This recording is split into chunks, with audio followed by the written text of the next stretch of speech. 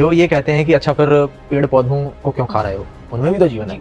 तो पहली बात तो ये कि पेड़ पौधों में अगर हम मान भी लेते हैं कि कॉन्शियसनेस है, तो पेड़ पौधों में पेन रिसेप्टर्स नहीं होते हैं, इनमें नर्वस सिस्टम नहीं होता है। जैसे यदि मुझे कोई यहाँ पे छुरी टच करता है तो मुझे पेन होगा, तो पेड़ पौधों को पेन नहीं होता है। ये साइंटिफिक एविडेंस है, क्योंकि उनमें ब्रेन नहीं है, उनमें पेन रिसेप्टर्स नहीं है, उनमें नर्वस सिस्टम नहीं है। तो अगर वो सजीव हैं भी, जैसा कि हम मानते भी हैं कि सजीव हैं, तो वेदों के ही अनुसार उनकी चेतना सुषुप्ति अवस्था में होती है, उन्हें कोई दर्द नहीं होता है, उन्हें कोई पेन नहीं होता है। तो पहली बात तो ये कंपैरिजन है कि एक पशु को मारने में जो हिंसा हो रही है, वो हिंसा पेड़ के प्रोडक्ट लेने में नहीं हो रही है। दूसरी बात, पेड़ काटना तो सनातन धर्म में भी गलत कहा जाता है। हम पेड़ काटने को नहीं कह रहे हैं, पेड़ पे जो सेब उग रहा है उस सेब को तोड़कर आप खा रहे हैं। So you are eating the product of tree, not the tree. आप ट्री को पकड़ के नहीं खा रहे हैं, आप उसके प्रोडक्ट को खा रहे हैं, जो अगर आप उसे नहीं तोड़ेंगे तो एक केमिकल रिएक्शन होती है, इथाइलाइन नाम है या शायद मैं भूल गया अभी। उस केमिकल रिएक्शन के तहत वो जो फल है वो खुद ही टूट के गिर जाएगा जमीन पे, अगर आप उसे नहीं तोड़ेंगे तो वो दर्शा रहा है कि ये एक ईटिंग प्रोडक्ट है, खाने की चीज है। वहीं ऐसा नहीं कि मुर्गे की टांग अपने आप टूट के गिर जाएगी, जबकि पेड़